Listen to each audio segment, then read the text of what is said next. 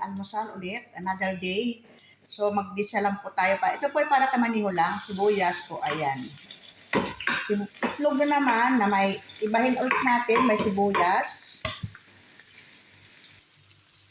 Ayan po, nilagay na rin natin tong sili. Ito sili maanghang, ito naman dahon ng sibuyas.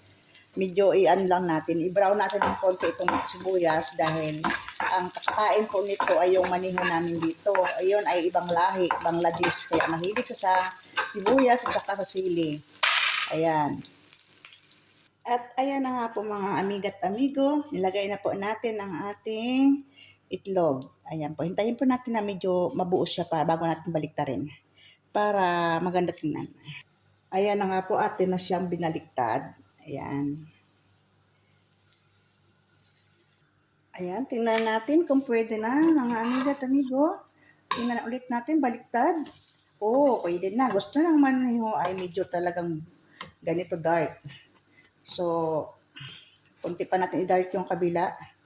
Ito po yung kanin niya, bahaw lang po kasi sayang mga kanin eh. Tapos yung nilagay ko para doon sa itlog, pantimpla ko lang dito ay paprika, pamintang powder at saka asin, yun lang po.